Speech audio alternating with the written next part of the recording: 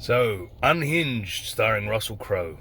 I tell you what, it's an enjoyable sort of throwaway little thriller movie. It's forgettable but entertaining. All right, I enjoyed my experience in the cinema. It is good to be back in the cinema, I must say. But yeah, it was a fun sort of thriller. I've heard a lot of people reviewing it say that it felt like a 90s sort of action thriller, and I get that. Yeah, it did a little bit like a Breakdown. Well, although Breakdown with Kurt Russell was a much better movie in my opinion, much more memorable. But I got a lot of vibes from, obviously, I think this was influenced by Duel, which is Spielberg's first movie, and Falling Down with Michael Douglas.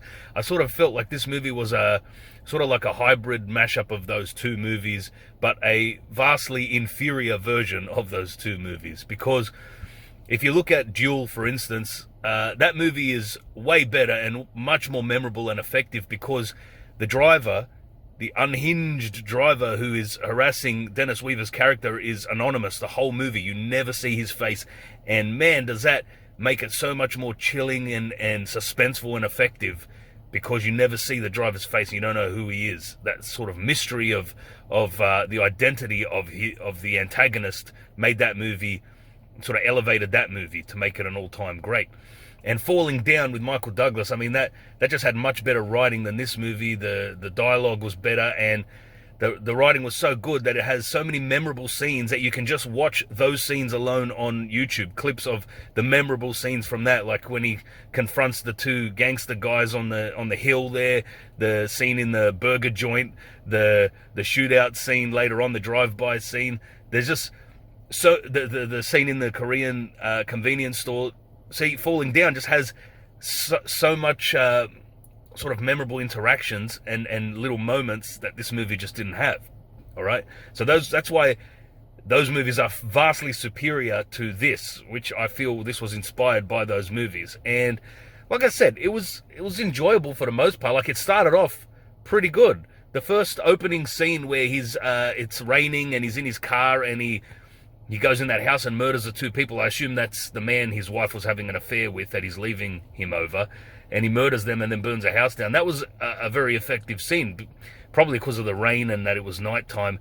Rain, especially when someone's in a car and you can hear the rain on the roof, I always find that so atmospheric in a thriller. It really adds to the mood and atmosphere and just the feel and vibes of a thriller. I feel like this movie would have been a lot more effective if the whole thing was set at night in the rain. Imagine that. This movie would have been so much better, because when it goes to daytime and everything's lit up and bright, it takes away that sort of it takes away that mood of the darkness of the night. I mean, that's why the first Terminator is so effective in my opinion. Most of the movie, like 90% of it, is at nighttime. And you know, that it's that fear of the unknown, what's in the darkness. It just adds to the feel of a film, especially a thriller. It needs to have more nighttime scenes. This movie was far too much in the broad daylight. It sort of took away from it. But I get what they were going for, because, you know, these sort of interactions, these road rage incidents, you know, encounters with madmen can happen in the broad daylight in the middle of the day. Maybe that's what they were going for, a sort of realism that to make you feel like this could happen at any moment, not just at nighttime. But, I mean, in terms of making it a more suspenseful and enjoyable thrill ride, which a thriller is supposed to be, thrilling, I feel like having it in broad daylight took away from that. But I got to say, Russell Crowe's performance was pretty good. He packed on the pounds, unless he was wearing like a pillow under his bloody shirt.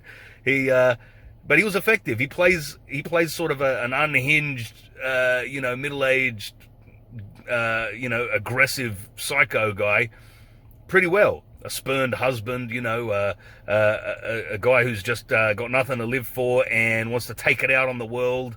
And he was an asshole, and he was attacking innocent people who had nothing to do with his failures in his life or whatever that was going wrong. And he targeted this mum just because she had the hide to beat him. And he played it well. He was chewing up the scenery in an effective way, but I feel like the writing let it down, because there was no memorable dialogue in this, really. Apart from that one line at the end where the mum said, here's your fucking courtesy tap or something like that. But again, it's not a line that I see myself quoting with friends or anything like that, like I do with, my favorite movies, most of which are from the 80s and 90s and back further. They just don't make memorable dialogue as much anymore. And I really have a problem with that in movies. I don't know, you might think, oh, it's just dialogue, who cares? It's about the movie, the substance of the movie. But for me, that is a big part of the substance of a movie, is how memorable the script is and the writing and the dialogue. And if it's really good, you find yourself repeating it over and over again. That's good writing for me, all right? And especially lines that you can apply to daily life because they just sort of fit in, whether it's comedic or serious or not. I like quoting movies, it's fun, and this movie didn't have any quotable dialogue, and so that's a detraction for me, and but his performance was good. I gotta say that. Like I can't knock his acting in it. His acting was good, although at first his accent was a bit jarring. As we all know, Russell Crowe's born in New Zealand, I guess raised in Australia, so both countries claim him. We claim him because his career started here in Australia, I guess, but he's usually pretty good with accents, but at first, his first scene in the car there, the way he was talking was a bit jarring. I was like, the fuck kind of accent is that? Like, what's he going for? It sounded like he was like talking through dentures or something like that. I don't know. Maybe it's just me. Maybe I heard it wrong or whatever, but I got used to it. By the end of the movie, it didn't sound weird at all. Just those first few scenes. I don't know if he was doing it different in those first scenes, or my ears got used to it, and so maybe it's just me, but his accent sounded a bit weird at first. And I've got to say, I feel like this movie had it was pushing a message, but it wasn't political or anything ideological like that. So I appreciate that not being in movies, especially nowadays where Hollywood always wants to inject that stuff in. So it's nice to have sort of just a neutral movie that's meant to entertain, But I feel like it did have a message, and the message was a good message. It was just let shit go. You don't know what kind of psychos are out there in the world, and if you have an interaction with someone, an angry interaction or whatever, it's best not to escalate it. Just de-escalate it. Conflict resolution. Just let shit go. It's never worth having a giant argument over it, because you don't know who you're provoking. You don't know who you're having an argument with. They could be an absolute lunatic psycho like Russell Crowe's character was in this movie. You just don't know. So it's not worth provoking people, pushing people. And if they're trying to provoke you, just let it go. Walk away if you can. Defend yourself if you must, like she had to at the end with her candy cane scissors. You absolutely have a right to defend yourself. But where you can, walk away.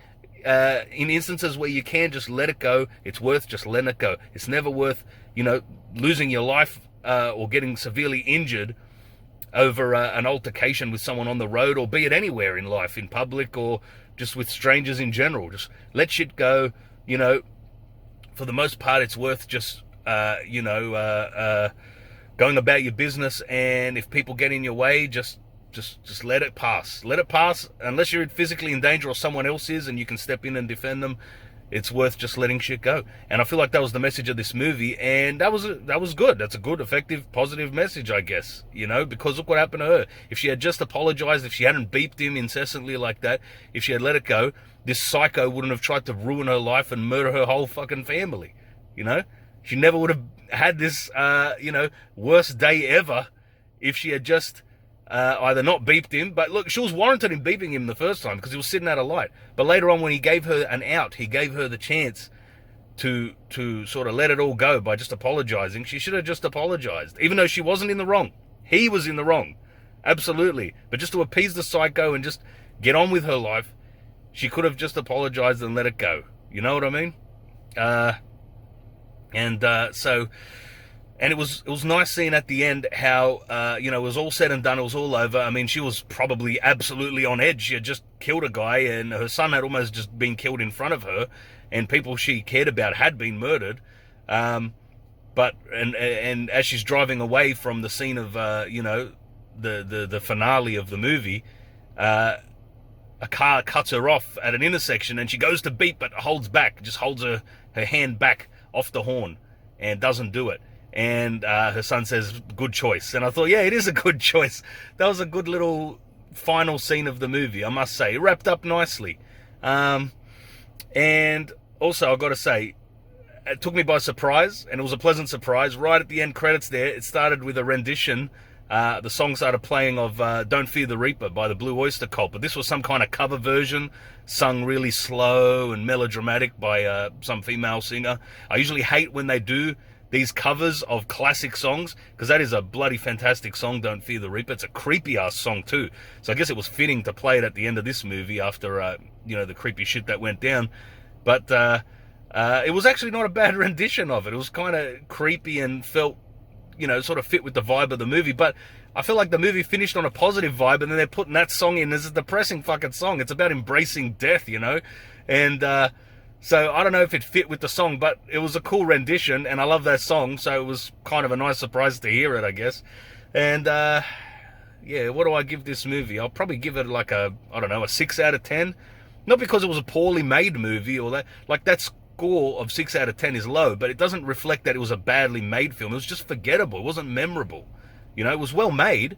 And I've seen other movies that aren't as well made, but they're more memorable. Like the characters, the dialogue, the scenes, the story is more memorable. And there's moments in it that just stand out to me that I'll never forget. And I would give those movies a higher score, even though they might not have been made as well. And the cinematography in this was pretty good. I don't remember there being too much shaky cam. I was pretty sort of, on the somewhat cusp of the edge of my seat for most of the movie. So I guess it succeeded in being an effective thriller in that way. But it was just forgettable. Like, none of the dialogue was memorable. None of the scenes I'll be revisiting. And I probably will never watch it again. But for the hour and a half that I was sitting in the cinema watching it, I was entertained and it was enjoyable. So I guess I could recommend it. I'll probably recommend it mainly just as a nice experience of getting back out to the cinema again, because it is good to be back, sitting in that seat, eating your popcorn and having your drink and all that. But it's probably one you could avoid and, watch when it comes out on streaming or something like that, or DVD or whatever. It's not a great movie, but it's entertaining. So I guess I'll leave it there. It's got a good message. Like I said, just let shit go. It ain't worth losing your life for someone else's over just some petty, dumb shit that doesn't matter on the road or be it anywhere else. It's better if people just, calm down and, just try and get along, I guess.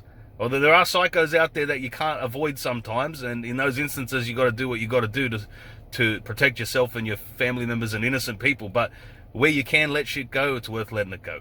All right. So anyway, rant over, I guess. Thanks for listening to my rambling review.